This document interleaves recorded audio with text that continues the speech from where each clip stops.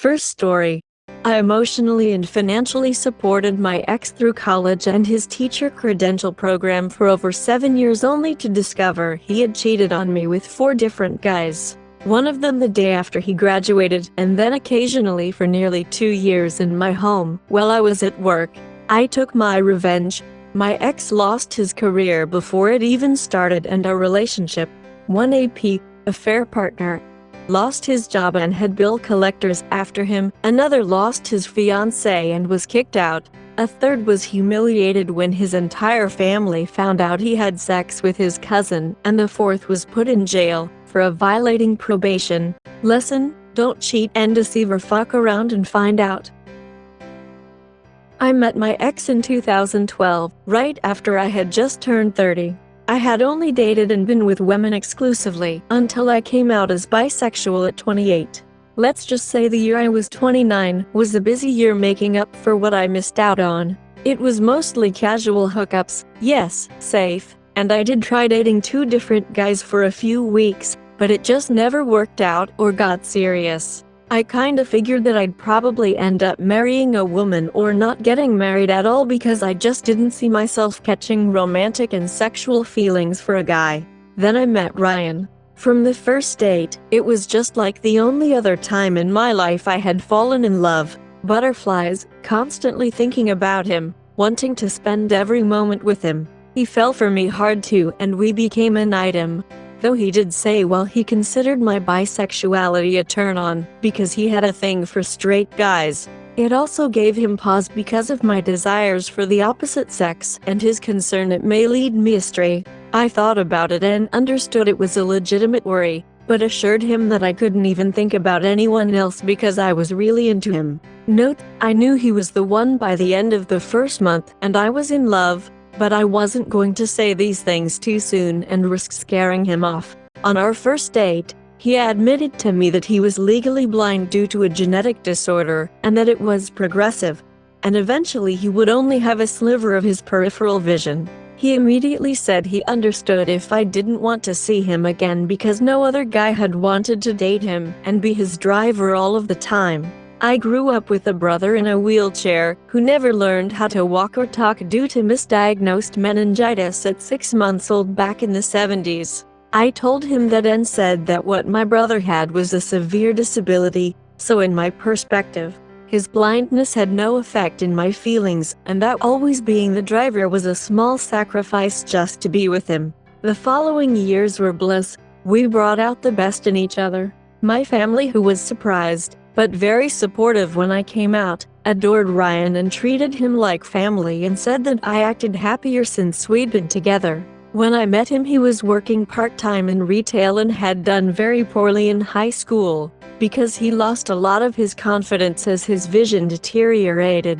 I told him that one thing I did insist on was that he do something with his life because he had too much to offer, and that I would help.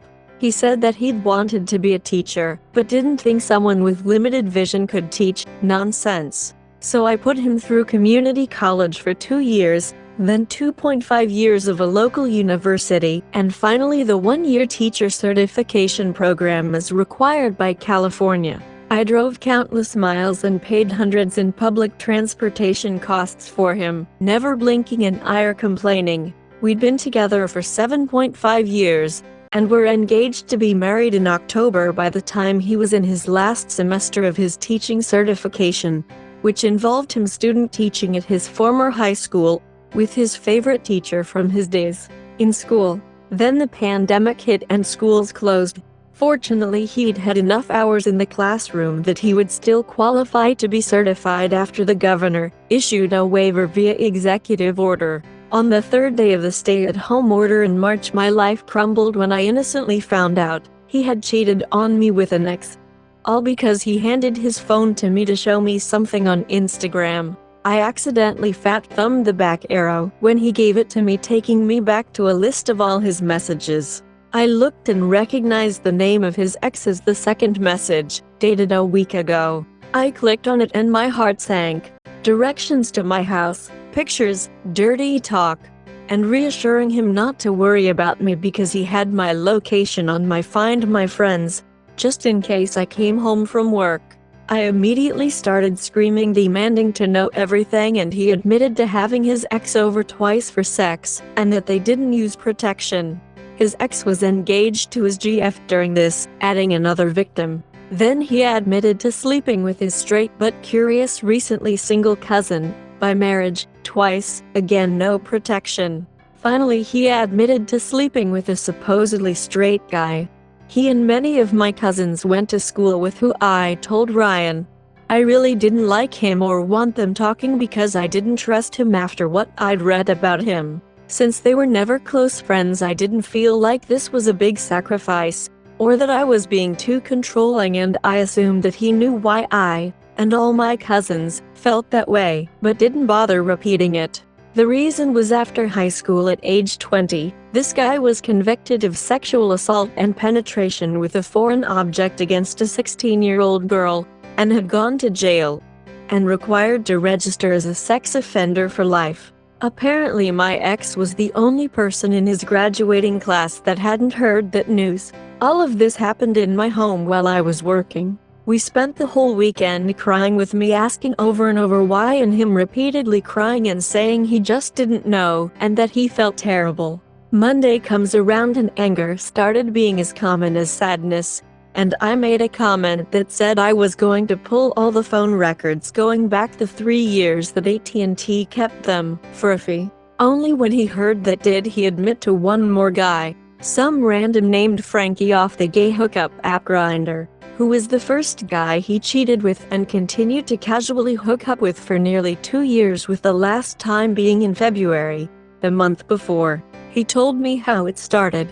Get this, it was the day after his graduation with his BA in May 2018, and he was drunk from celebrating and wanted to have sex. I too had been celebrating with him and said I was too drunk to perform and said I'd make it up the next day, then passed out asleep on the couch. Apparently he was angry, horny because he downloaded Grindr, chatted with this Frankie fellow, and arranged to have sex in his car in a church parking lot across the street from our condo, which happens to be across the street from a school. This fact is important later, all while I slept on the couch. All the times they hooked up after that was again in my condo while I was working or visiting a friend for the night up the coast.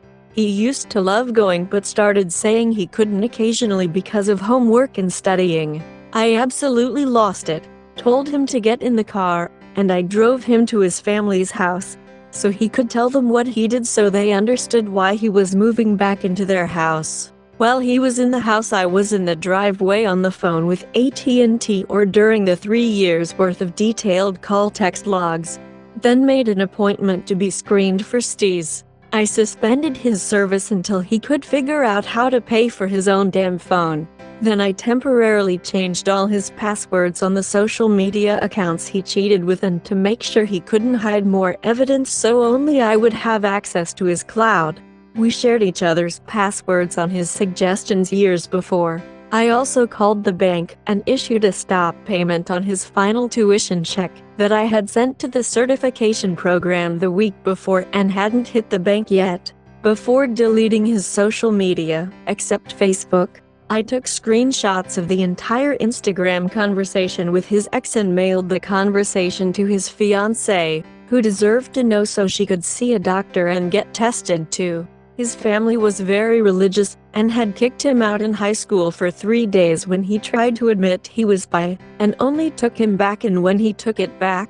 Needless to say, she ended it. He got kicked out. One down. He came back out to the car and we went home. I took his house key and told him to say goodbye to our 3 pets and get packing.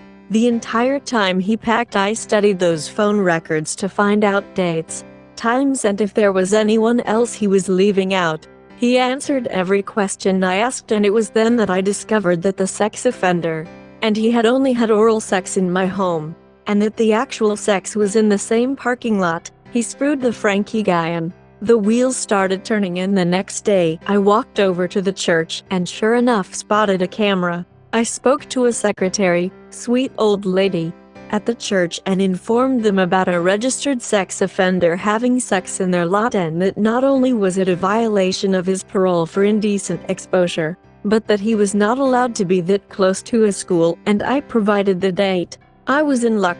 They had a digital 2-year loop system that started deleting day by day after it had been retained for 2 years. It was April 2020, and he first cheated with Frankie in May 2018, and the sex offender was in April 2019. I told them I was filing a police report and that probation would require a copy of it eventually. They said they would save the file and allowed me a thumb drive of both days to submit with my police report. Within a month, the sex offender was locked up again. 2 down. I also filed a police report against the Frankie guy. The police said it was a relatively minor infraction, but since it was across from a school playground and skate park, they would follow up, but there would be no jail time. I researched the hell out of Frankie and called him to confront him. He was smug and admitted to knowing about me the whole time. What he didn't know is that I had found out he had a job that required a security clearance, and he had several judgments against him and collection agencies had been looking for him. Best $ I ever spent on a data collection site. I didn't know why they couldn't find him and just garnish his wages, but it ends up he was Hispanic and had 2 last names and was a junior. Plus he frequently by his middle name Francisco, Frankie for short, so he got lost in the paperwork confusion. I sent a letter to the collection agencies providing his employer and current location and contact info, and then sent a copy of the police report about misdemeanor indecent exposure, for which he pled guilty, and it was a fine with community service, not considered a sex crime. His wages did get garnished, but only for 2 paychecks because the misdemeanor was enough for him to lose his security clearance and get fired. 3 down. Then I contacted Ryan's family on his mother's side, pretending to be him from his Facebook account, making sure they knew he had fucked his cousin. It spread through the family like wildfire, and soon his cousin was contacting me because he couldn't get a hold of Ryan to ask why he would expose what they did. I just laughed and said you shouldn't screw your cousins, especially when they're engaged, and that he'd messed around in my house, so now it was my turn for payback. 4 down. Lastly, I had already stopped payment, but since he was so close to finishing, I was sure his family would bail him out and pay the university. Like I said, indecent exposure is usually a slap on the wrist type misdemeanor. However, I remembered some of the paperwork he signed to be a mandated reporter, that you could lose teaching certification for documented acts of moral turpitude. I sent a copy of both police reports from the parking lot with still shots from the security footage clearly showing Ryan's face to the school district he'd been student teaching in, and a copy to the Commission on Teacher Credentials. 5th and final down. Admittedly, I did all this out of anger, but he shattered my sense of self-worth and made me incredibly bitter and untrusting after years of being generous and supporting him. Everywhere I looked in the town, I thought of Ryan and the cheating. I felt a terrible energy in my condo knowing it all happened there. I stayed 9 months and watched all 5 of their lives self-destruct. Then sold my condo, making a nice profit, and relocated to the PNW to start over. One thing that is sad is I found out just recently that his ex, whose fiancé broke up with him, ended up committing suicide several months after I moved. It is too bad that his family was so closed-minded to turn on their own son, but in the end, it's not my fault that he cheated on his fiancée by coming into my home at my fiancé's invitation to cheat. Suicide is never the answer to one's problems, and I hope the fiancé he cheated on doesn't blame herself, and that only his family does, as they should. For those that haven't seen the original post's comments, yes, I did seek therapy. This was 4 years ago, and after 18 months of therapy that didn't really help. I was referred to a newer therapy for PTSD called ketamine infusion therapy, and it was like magic. In 6 sessions over 3 weeks, I was relieved of all my pent-up anger and resentment and actually able to trust and date again. I am now happily married and settled in the PNW. Second story. My wife and I split up without filing for separation or divorce, and after 9 months, she has decided she would like to try again. I have seen huge changes in her, and she has seen them in me, and we both agreed that it feels like falling in love all over again. We have been dating for 3 weeks and it has been absolutely wonderful. At the time of our split, I found that she had made a friend in a cop. She is a dispatcher. This always didn't sit well with me as we were trying to work on our relationship. After many months of them talking and him helping her navigate her emotions about our relationship, she finally agreed that it was an emotional affair, but did say that she had no romantic feelings for him at all. When we broke up, she promised and swore up and down that she just wanted to be alone and didn't want to date anyone. She told me today that they met twice and made out twice. This stung a lot because it felt like everything that I had suspected was coming true. I 100% believe her that nothing happened before our breakup. Now that we are back together and things have been great, this bombshell is making me question a lot. I asked if she still had feelings for him and she said yes. She said in her perfect world she would have us both, but she knows she has to choose. On our first date, she mentioned that she may be going on a date with someone. I asked who and she gave a fake name and told me she met them on Bumble. I told her that I had no issues if she was dating after our split, but now that we are back I want to be exclusive, and she agreed. Today I learned that it was the cop that she was going to go on a date with. I believed that we would truly be happy together, but when I asked about cutting contact, she said that she didn't want things to be weird at work. They don't even work the same shift. There's no reason for the cop to have her number and her Snapchat and her Facebook and her TikTok and her Instagram. They use radios and any phone call has to be through the recorded line, anyways if it pertains to work. I am honestly heartbroken. Again, I know this seems like a long-winded rant, but I would really like some advice on how to move forward. We are supposed to talk tonight after she gets done grocery shopping. Update: I just got off the phone with her. I took notes prior about what I wanted to talk about. I had questions about their 2 times meeting up. I explained how I felt. She said she was frustrated with this line of questioning and that it felt like an interrogation. I then told her how I would feel if contact was not cut, and she became emotional because I'm asking her to lose her best friend. She said once she moves back in she would be 100% on board with cutting contact. Today just feels like a kick in the balls. She just texted me that she loves me and is sorry that she isn't able to let go. Update 2. I have received a lot of great advice and insights from everyone here that I am truly thankful for. I would like to make public that we had issues in our marriage, that I hold more than my fair share of the blame in. I am not saying that she was the reason for the initial split.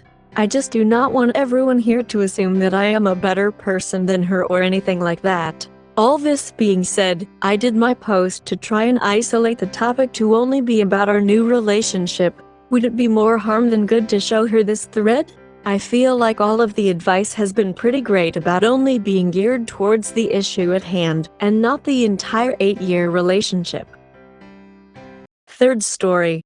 My twin and I are fraternal twins. Recently, we took a genetic test for fun, because we wanted to see what we shared and the differences between us. Since we still share genes, fraternal twins are like siblings genetically. My grandparents had suggested the tests and got them for us, so our parents didn't know about it. But our results made no sense. My twins was coming up almost completely as Eastern European and Western European. Which makes sense, as most of my family are Croatian, German, or Austrian. So all of that would be accurate, but mine wasn't anything like that. It was almost completely Scandinavian, with some Russian and a couple of other places, neither of which were on my twin's result. She had a very small percentage of Scandinavian, but that was it. And we had no matched DNA, which clearly seemed impossible.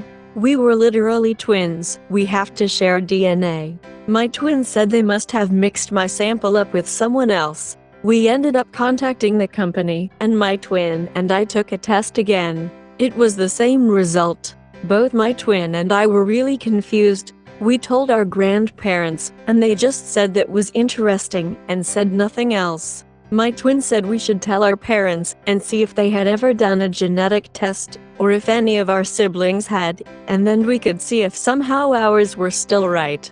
I mean, it kind of made sense out of Scandinavian, because I'm much taller than my mother, and quite a bit taller than my twin, and I'm way better at football and handball than she is. And I'm very blonde compared to the rest of my family, but I had thought it was the German. When we told our mother, they reacted almost the same way as my grandparents, but she seemed annoyed, and said that they're inaccurate anyway, and our grandparents shouldn't have told us to take one. And when we asked our father, he basically said nothing. I'm confused. I know my twin thinks it's just a mistake, but I don't think so. We have to share DNA, about 50%. That's how twins and siblings work. Even though we are fraternal, we should still share quite a bit of DNA. But other explanations don't make sense. My mother can't have cheated on my father, because my twin and I would still share DNA. Just less, because we would have different fathers. The results mean we can't share a parent, or even be related. But I don't see why my parents would adopt me if I'm not their child, when I don't think they've ever been to Scandinavia, and why they'd adopt a baby that's almost exactly the same age as their baby. I'm panicking. The person I'm closest with in the whole world, who I thought I even shared the womb with, might not even be related to me. My birthday might not even be real. None of this makes any sense, and no one is telling me the truth. I'm also scared my twin might tell her boyfriend about it, and then people might end up knowing that I'm some kind of fraud, and my family isn't my family at all. I called the clinic where my mother gave birth to all of my siblings. The day of my birthday, my mother is in the records, but only for one birth, not two, not twins. I don't know if it's an error, or my mother didn't give birth to me. So, I'm adopted, which was probably quite obvious as soon as I got the results, but I guess I was in denial. My parents told me a couple of days ago, not much, but a bit. I know now that my mother was Danish, and my father's old girlfriend from when he was really young, which is seriously weird. I asked them a lot of questions, but I didn't get answers to all of them. I don't know who my father is, how my parents were able to adopt me, and why, if she's even alive, nothing. But thankfully I am actually legally adopted by them, which is a relief, since I was worried I might not be. And my birthday is actually my birthday, so they haven't been committing any weird fraud. It's very weird. My sister has been acting weirdly, and my family as well. But in some ways, it's a relief. My parents still feel like my parents, and my siblings like my siblings. I know that technically they're not, but I don't feel too upset about it. I'm just upset they lied, and also won't tell me everything. I don't know if they genuinely don't know, or don't want to talk about it, but at least I have an idea about everything now. I'm still not quite sure how I feel about it, but I'm glad I know about things now. Plus now I have a country that's actually good at football to support, which is nice. Maybe someday I'll find out everything, maybe not. I could probably look her up, and find her if I wanted to, but I'm not sure if I do, if she's still alive. Although everything is different, it doesn't feel so bad, but it does at the same time. It's very weird, but I have a family that loves me, so it could be much worse. I feel sad about my twin, since we are not actually related, which feels really different, and she's acting different as well, but I still love her a lot, and my parents as well. I think it will take some time to know how I really feel. In some ways I want to be mad at everyone and do stupid things, but that's only sometimes, and overall I feel okay, so that's good. And eventually I think I'll be content with how everything is. Fourth story. I'm still in shock and have been crying non-stop for the past 2 days after I, 29F, found out the man, 29M, I've been with for 9 years, engaged since November 2023, has been cheating on me and talking to other women basically our entire relationship. It's way worse than I could have ever imagined.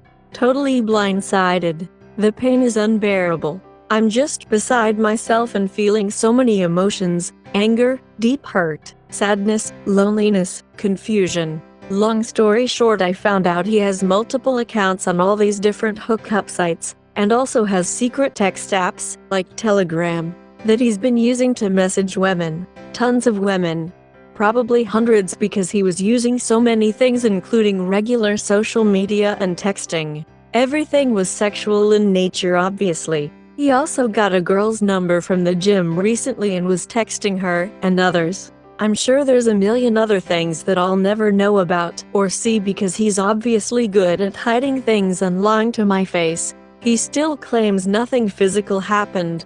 This behavior has been going on for years because messages go way back. I feel sick. It's so disgusting. I feel awful, just totally betrayed. This is the worst I've ever felt. I found out on my birthday too, which was the cherry on top.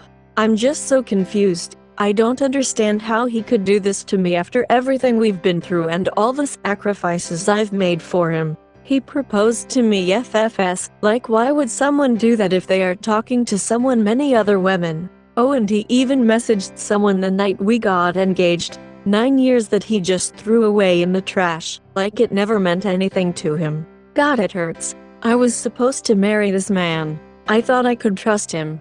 To make things worse, we are still living under the same roof. I'm across the country from my family and most of my friends. I don't have a ton of close friends or a strong support system in the state where I am currently living. He was my support system. We're not interacting, been ignoring and avoiding him, and are staying in separate bedrooms obviously, but it's just making things way harder for me. Our lease is up in July, but I know I can't do this much longer. It's not healthy. I'd already have moved out, but I can't afford to still pay the half of my rent here and rent at a new place. Was also going to fly home. But unfortunately flights out the next few days are extremely expensive, and I just can't afford that right now. I've been trying to get in with a therapist ASAP, but haven't heard back yet from any. Hopefully tomorrow. He's been begging me for forgiveness, saying he loves me, he'll change, go to therapy, how remorseful he is and that he can't live without me. I know I'll never be able to trust him again, but it hurts so bad.